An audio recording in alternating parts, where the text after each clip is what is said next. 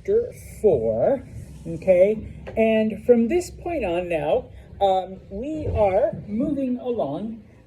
Historically, we started from the very beginning of man and the earliest settlements, and in the previous chapters we talked about the development of societies, and then of course how those societies were taken over by other groups, and then those groups expanded. And now we're looking at even more expansion, what we refer to sometimes as the Age of Empires, where it's not just an area that shares like a common language or a common ethnicity or a common whatever is brought together, because even though like Sargon and the ones I've graded got that one right, even though Sargon, took over Akkad, and then Akkad took over, Sumer, they were all Mesopotamians. They were just kind of brought together finally under one rule, okay? Same thing with like the Egyptians and whatnot. But now we're looking at different groups being brought together, okay? Now, you will have to know some of these meanings. Okay, what is an empire? We're looking now at different, number one, different ethnic groups brought together under one ruler. So, Akkad, for example, they were all Mesopotamian, even though they were in like two separate kingdoms, all right? They were basically the same group of people.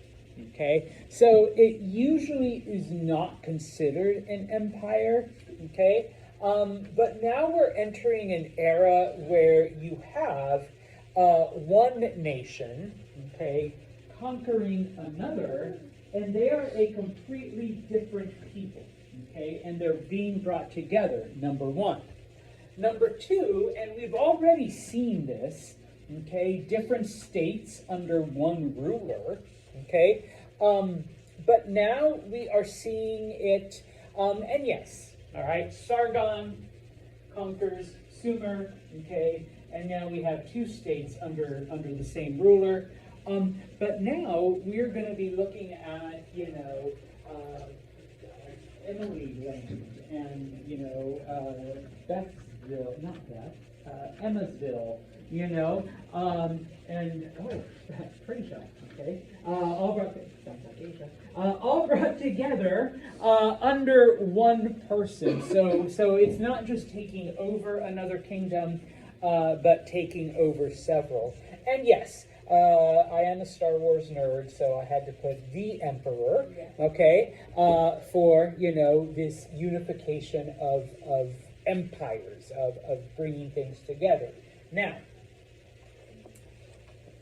that's your typical definition, and that's what most people think of when they think of empires. And we are going to look specifically at two of them that fall under this category. Oh, and, also, empire, in this case, they are physically, huge. They connect, they bring distant regions together, okay?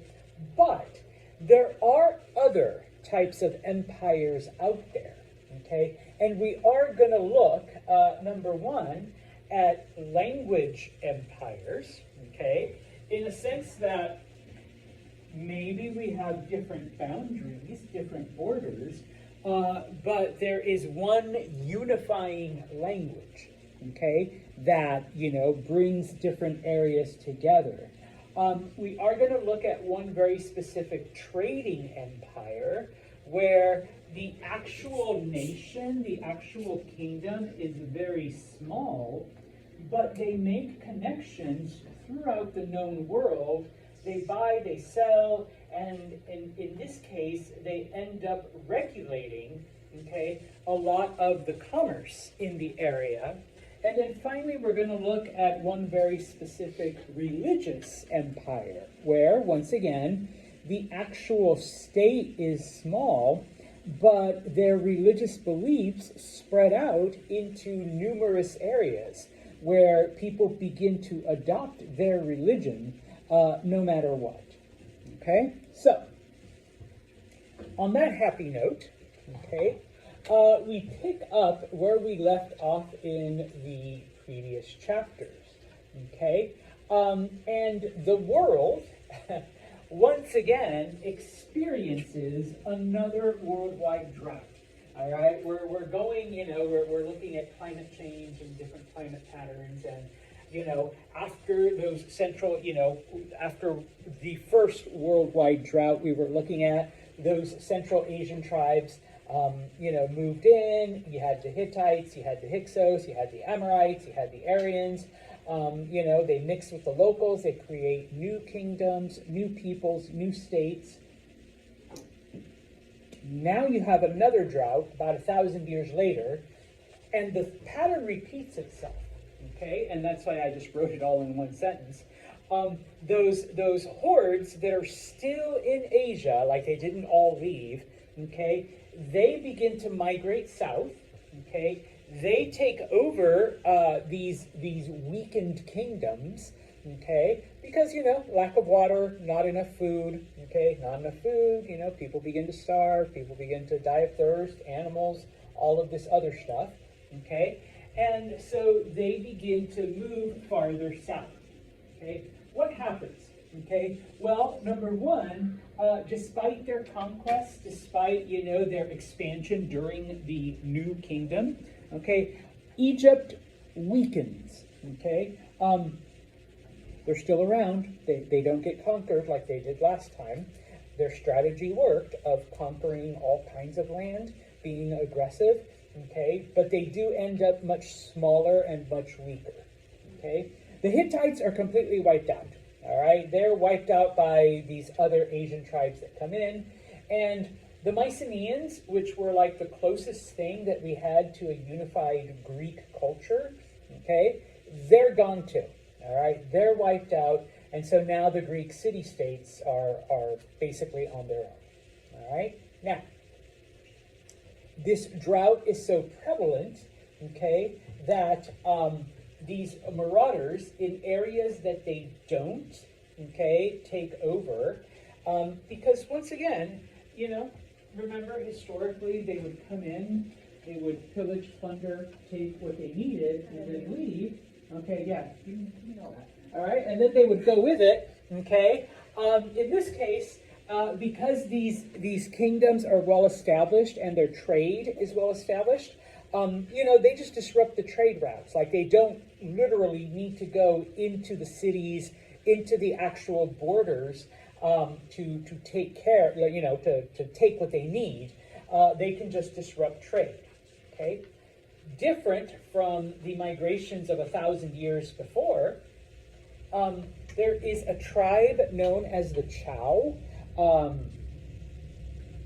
They live predominantly like in the eastern part of Asia. They are able to penetrate the Gobi Desert. They're able to cross it and take over the Shang society. Okay? There's a couple other things that happen that allow all of this.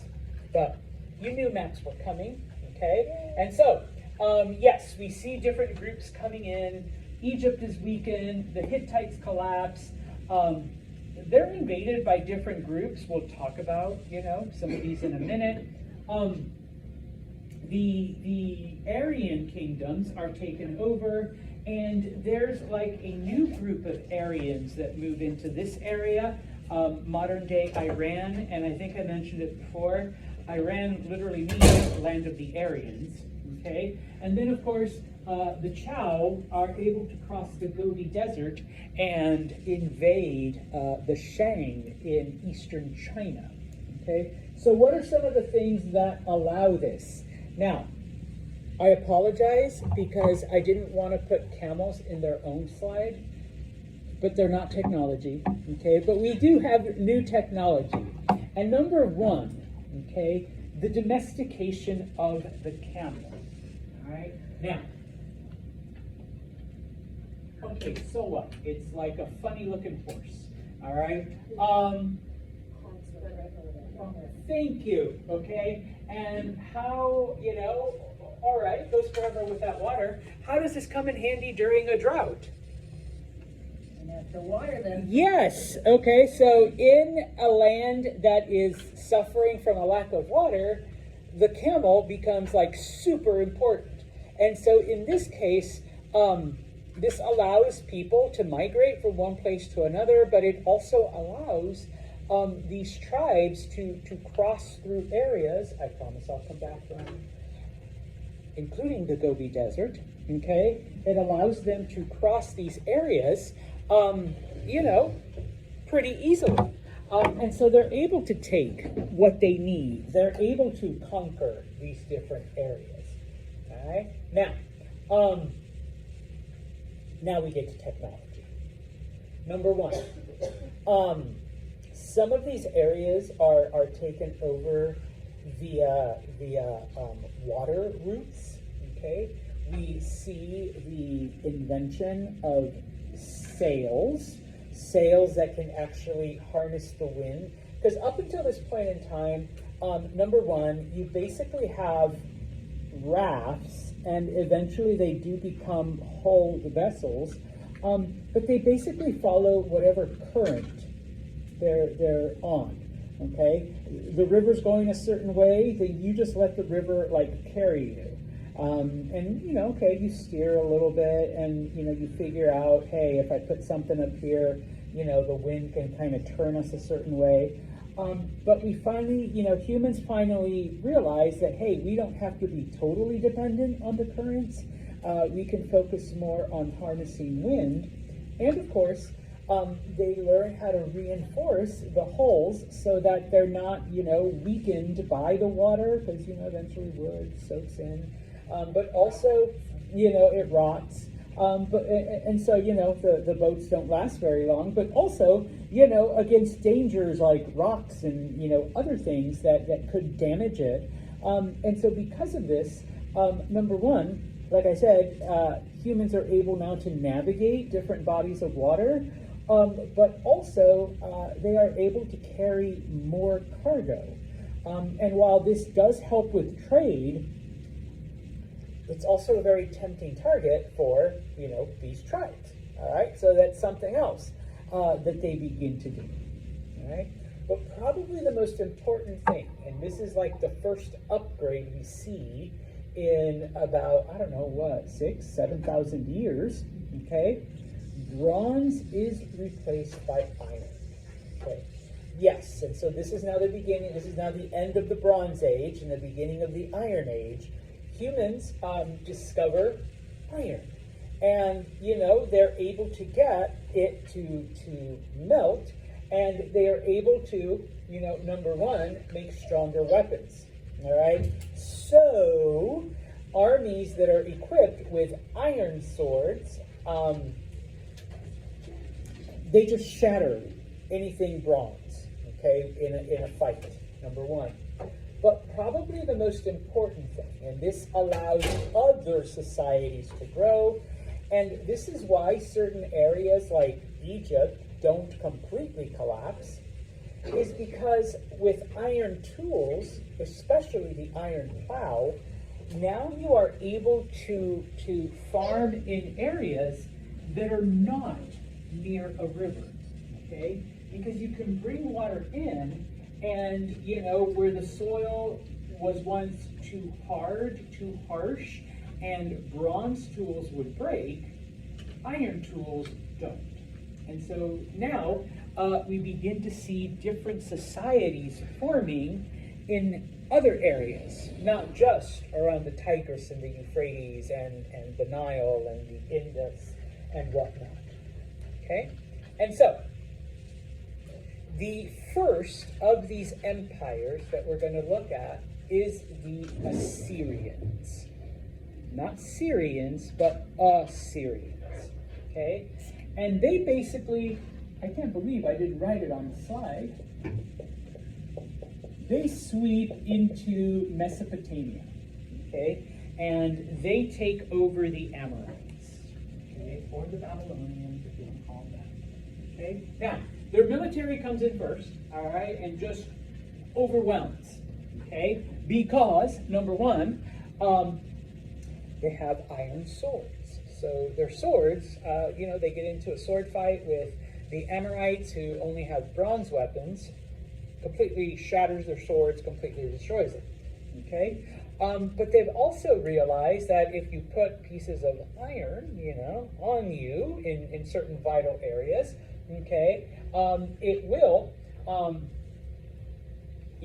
stop these weapons from killing you, especially if your enemy has bronze swords.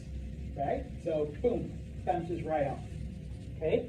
And so, the Assyrians conquer Mesopotamia. They take over the Amorite people, okay, because that's who they are by now. They've completely assimilated, the Akkadians and the Sumerians and all of that. Okay? Now, the Assyrians were pretty brutal, all right, when it came to conquering other people. Okay? Number one, all right, and we talked about this when we talked about, the history of slavery. They did more than just, okay, you're the losers, you're the slaves, okay? But they took everyone, men, women, children, whatever, and forced everyone that they conquered to become a slave labor force, okay? Number two, okay, we are doing this, all right? But we also want to eliminate your uniqueness, your distinctiveness, okay? So it wasn't just like a physical capturing, all right? But it's going to be like a mental and the whole thing. Well, in this case, integration. You guys are Amorites, we're Assyrians. We're going to all be Assyrians, okay? And so I'm sorry, ladies, okay? You were given to Assyrian men and forcibly reproduce. So now the children are Assyrian Amoritish, but over time, okay, that Amorite, that Babylonian identity disappears and, you're Assyrian, okay, type of thing. All right. The other thing that they did, okay, as their empire grew, they would take groups of people and move them from where they lived to a completely different part of the empire. And remember, we're talking about different kingdoms, different languages, different, states that used to exist. And so now it's kind of like a psychological thing because you are now in a land that you know nothing about, okay? Probably surrounded by people that don't even speak your language, okay? Ladies, you have been given to the local men to mate with so that your children are now Assyrian, okay? So you're either enslaved, you're being slowly wiped out, like your identity, or you're being psychologically, assimilated as well. All right? And then I put here for number 3, ask what else they did. That's supposed to be the emoji, but it just stayed like that. Okay? One of the things that the Assyrians were famous for, and they did this predominantly to the men. Sorry, guys. Okay? If you were deported, if you were moved to a different part of the empire, that was part of it. But now they wouldn't do it to everyone. All right? But they would pick out some of the men. And number 1, they would cut off the thumb. Just one, though. Yeah, why? Why do you cut off the thumb? Visual to show that you're foreign. Okay. Psychological, yeah. Why else? You ever tried to grab things without a thumb? Yeah, it sucks. Did you break it? No, I flew off of a mini bike. So, different thumb now. Oh, okay. One of the things that separates us from other mammals is opposable thumb. How'd you grab? Yes, thank you. You cannot grasp a sword without a thumb. How are you supposed to fight back? How are you supposed to, organize an underground army to rebel against the invaders You can't hold a sword. Oh, well, yeah, I'll use my other hand. Okay, yeah, all right. You can try to use your non-dominant hand, but you're not going to be as good of a warrior, maybe, as you were, whatever. Okay, but then to other people, and I guess this actually comes in kind of handy. They would cut off a big toe. Ooh, Veronica. Yes. Okay, now, just a little aside, just a little biology here. For human beings to balance, your body, the whole thing, okay, you need three things. Number one is vision. Okay, you need to be able to see. Now, some of you are like, I know people who are blind and they don't, no, your body can adapt. You lose your sight, the rest of your body adapts. Number two, your inner ear. Not this, not the tube here where you stick the Q-tips or anything, but way inside your inner ear. There's like a little bit of like liquid and a little ball that kind of floats in there. And as long as that's working, you're okay. If you've ever had an inner ear infection, yes, the whole room spins and you're doing one of these things because... Where's the board? Yeah, it's shifting your balance. Number three, believe it or not, you need your big toes. Okay? Now, you can lose your pinky toe, the middle toe, and you're fine. Your body will adapt. Lose your big toe, you can't balance right. Okay? You can still work, you can still do other things, but the balancing and the fighting back and the running away, so now, of course, they wouldn't do it to everyone, all right? But, yeah, so we're going to do it to you, okay? You're going to lose either a thumb or a toe. And then it's like, okay, you guys, anyone else feel like losing a thumb or a toe? Look at him. Can't even hold anything, and he can't walk straight. All right? So now get back out there to work. And if any of you think of rebelling, say goodbye to your favorite toe. All right? Would that be how, like, we get, like, because I know, like, over time we grow and adapt with, like, traits from our ancestors. Is that how we got, like, screwed up, people get screwed up? Yeah. Their second toe is bigger than their first. Probably, in this case.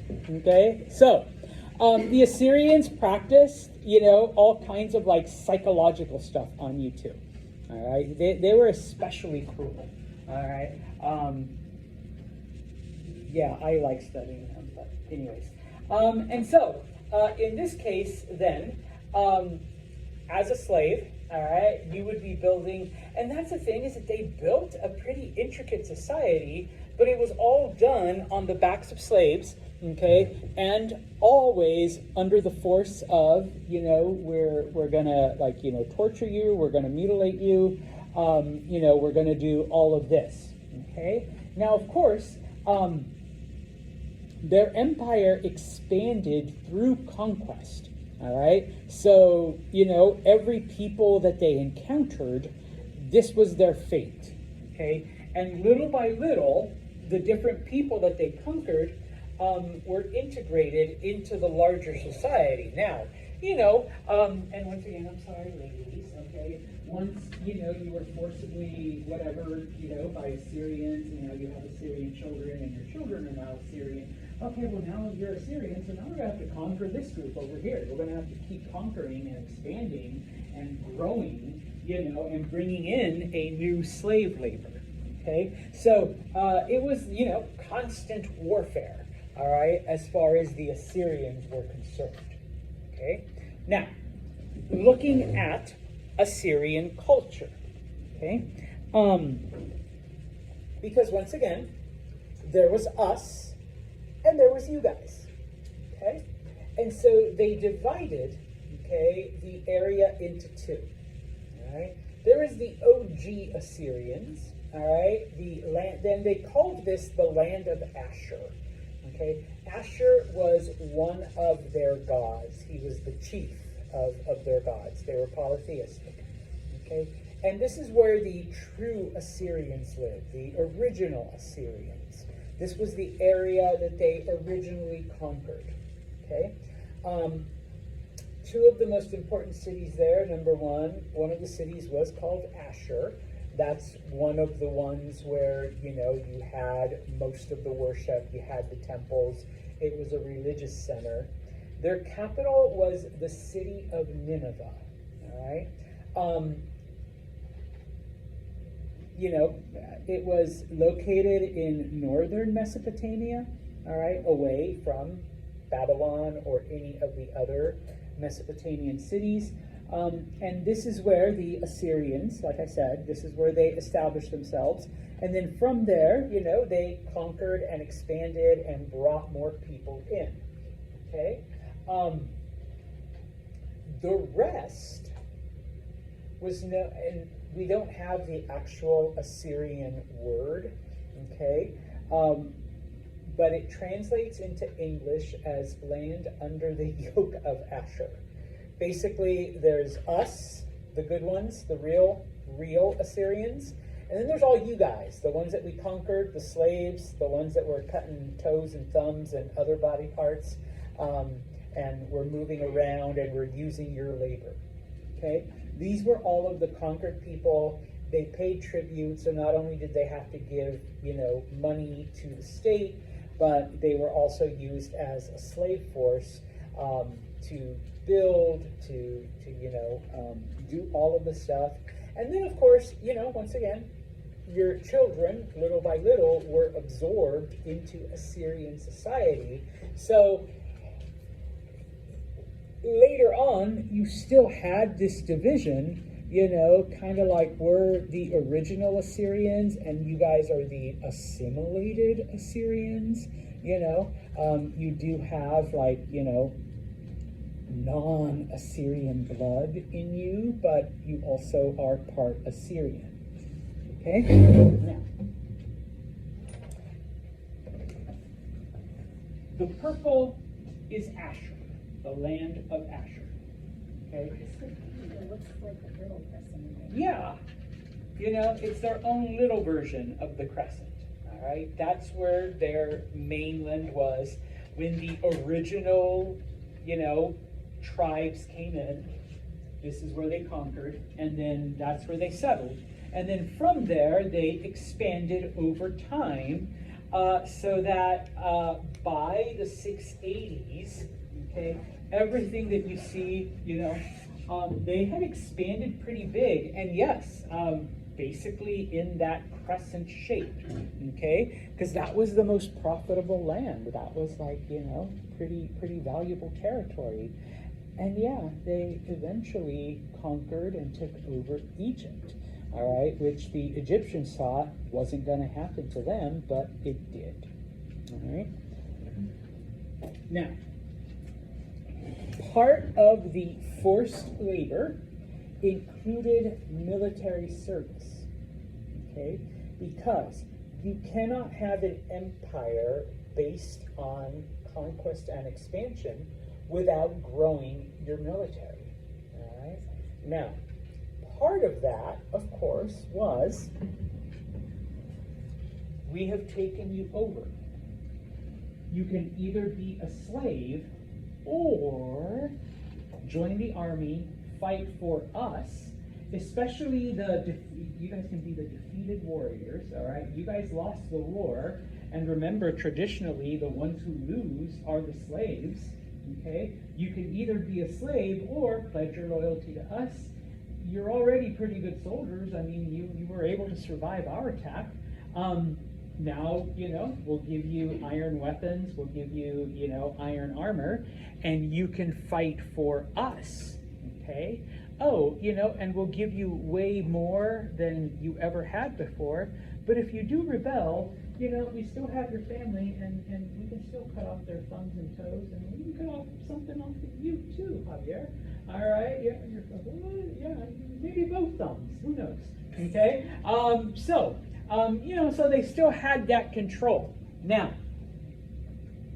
one of the things that they did that was completely new, all right, I know maybe today we may think, oh yeah, it makes sense, Mr. Santos, but you have to remember that during these times, in a lot of places, and even in Europe through the Middle Ages, there was a warrior class.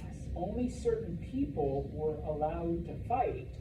And even amongst the warrior class, depending on your status, your level, you're only allowed to be infantry. You're only allowed to ride horses. You get to be the one that does like armor and so, excuse me, in the Assyrian army though, they were like, well, since most of you are conquered people, I mean, other than the true Assyrians, the sons of Asher, we're going to let you show us how good you are. And depending on that, okay, you'll be rewarded, okay? So now, yeah, you were conquered, but you're being given an opportunity to show, how good you are of a soldier, and you're being rewarded with land and riches, and guess what? Maybe we won't hold your family hostage. Maybe we won't, cut off your thumbs or toes because you've been a pretty good soldier, okay? And yes, they had different, obviously, different areas where you could excel, so that at its height, the Assyrian army, bigger than anything around it, in the hundreds of thousands of soldiers. And yeah, most of them were the conquered peoples that they were able to integrate into their military. Now, just because they did that, there were certain groups that they didn't trust. All right. So even if they allowed you to be in the military, even though they offered you that opportunity instead of being a slave, if you were part of the groups that they conquered and they weren't trustful of you, then, we're not going to give you actual weapons. You can be like in a supporting role, okay? You can be like the horse cleaner type of thing, or, you can be the chef, you can be the cook. Army has to eat, right? So you're in charge of procuring food and making sure, we have that. Instead of the car wash, the horse wash. Yeah, you clean the horses, you shoe the horses, you get them ready, okay, for the warriors that we do trust. Okay? Now, the Assyrian Empire lasted for over 300 years. It was like 320 something. We'll go with just the 300. Okay? Which, the U.S. is barely getting to 250. They lasted for quite a long time.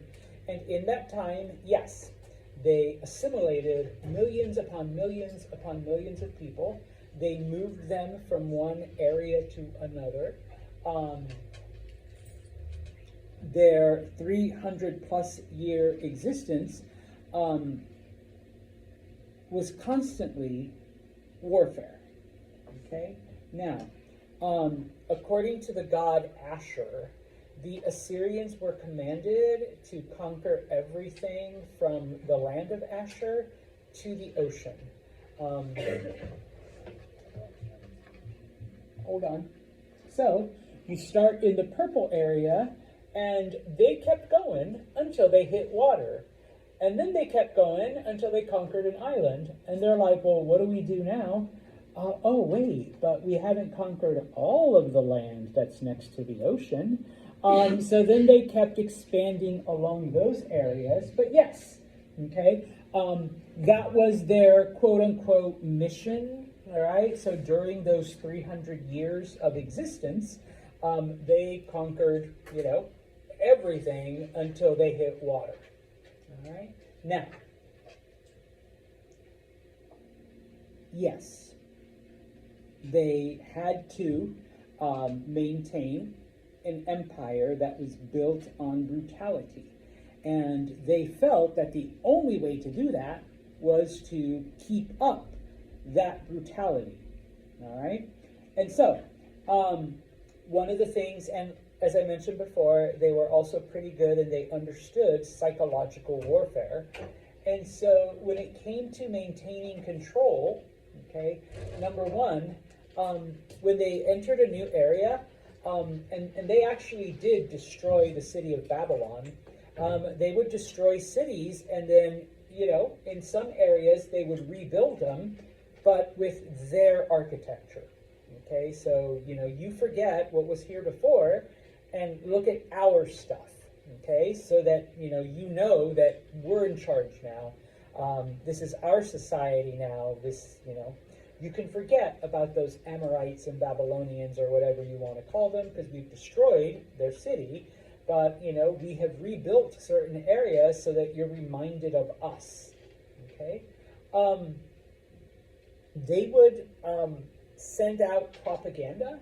They would send out people with notices, because, it wasn't like today where you could just, go onto Instagram or whatever social media or, YouTube and just listen to, how awesome we are and, big, beautiful bills and, all of this other thing. They would send out people to read all of the king's achievements, everything that King whatever had done that week or that month or that half year.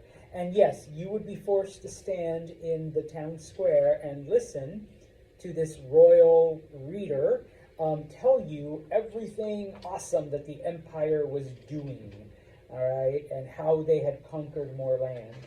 And of course,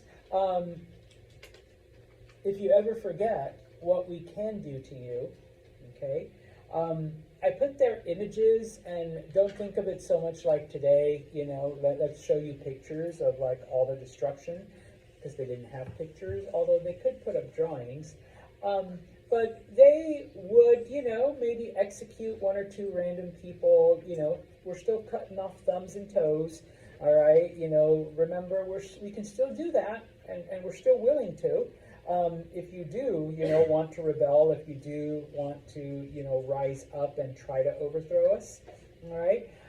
So, oh, by the way, here, let's bring you some slaves, and you can see, these are people that tried to rise up, and this is the torture that we did to them, so if you want some of that too, go ahead, lead a rebellion or lead an insurrection, okay? By doing this, they like I said, an empire built on violence, you basically needed violence to keep everyone in line. All right? Well,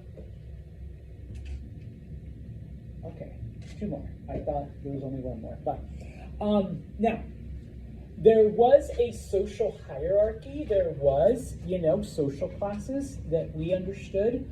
At the very top, okay, was obviously the king, all right? And like in most societies, it was felt that the king was chosen by the gods, in this case, chosen specifically by the head god, Asher, to be the king, all right? So even if you are one of the chosen Assyrians, you rebel against the king, you're rebelling against the gods. But not just any god, the chief god, okay? Because this was an empire built on military conquest, the next best thing you could be was a soldier, okay? And soldiers were given all kinds of privileges, all kinds of land, all kinds of, control over areas. And so over time, we see the establishment of a nobility that are basically soldiers, so the military. And so this is another reason why, if you were part of the conquered peoples, okay, and they offered you can be a slave, or you can join the army and fight on our side, you know what? If I fight, eventually I could rise up to this level and own all kinds of land and own all kinds of things and maybe have my own slaves, all right? And maybe, capture or bring back some of the, wealth that I had before the Assyrians arrived, okay? And then, of course, everybody else was known as peasants, and don't think of it in the medieval term, All right, in this case, it was just the average people. That's the best translation we have from their ancient language. And these were basically just the workers, okay? And depending on what you did and depending on your skill set, you had, different responsibilities. Now, there were two classifications of slaves, all right? We've talked about debt slaves before, okay? These were Assyrian people that, through whatever reason, got into too much debt and had to sell themselves into slavery, okay? For a certain amount of time until that debt was paid off. Because of their circumstance, they could still do all of this, they could still do certain things,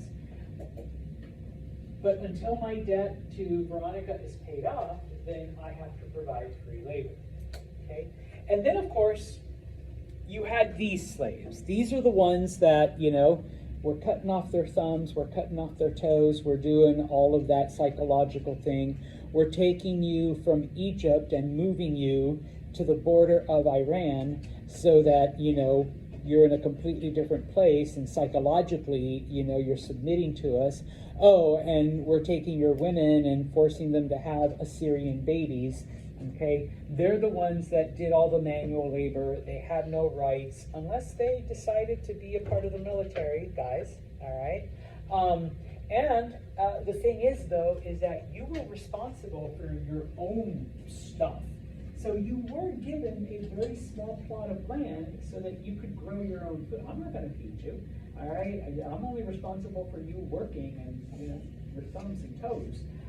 You want food, you better grow it yourself. You better have your own way of supporting yourself. So in this case, yeah, that's why a lot of people, all right, I'll join the army, I'll be, a military person. Yeah, I guess if I'm going to be some Assyrian's, forced wife, it's better than having to do, all of this other stuff. Right? Ladies, okay? Now, in this case, these are the actual Assyrian women, not the ones that were captured, not the ones that were conquered, okay? No control, all right? And this is fairly typical, once again, of the times, okay? You weren't allowed to have any contact with any man outside of your home, all right? So fathers and brothers, when you got married, husband, okay? But that was it, okay? If you did go outside, your face had to be covered. You had to be veiled. No one can see you, okay? This is how, and of course, they call it the world's oldest profession for a reason. There were prostitutes in ancient Assyria. They were the ones that were allowed to have their faces uncovered, and that's how you knew which lady was open for business and who you couldn't talk to, or you better not talk to, okay? That's right, even the queen wasn't allowed around other men besides her husband, maybe her sons or other male relatives.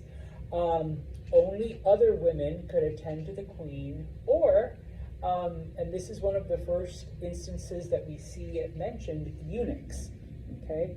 Do y'all know what a eunuch is? I have had to explain this before. Veronica's laughing. Okay. Men that have been castrated, men that have had their bits removed. Oh, he's all like, what? Yes.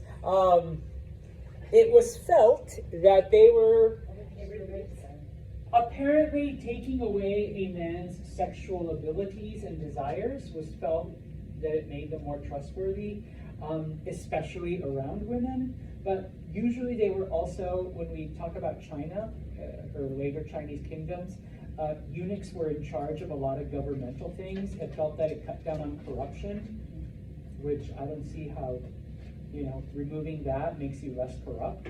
But, that's what the Chinese thought. But yes, okay, they were the only men trusted to be around the queen. All right? And so, to finish off, obviously, the empire was unstable because you were constantly conquering, you were constantly having to maintain control by exerting all kinds of violence. Okay, that takes effort. That takes a lot of resources. Hopefully we can learn from that.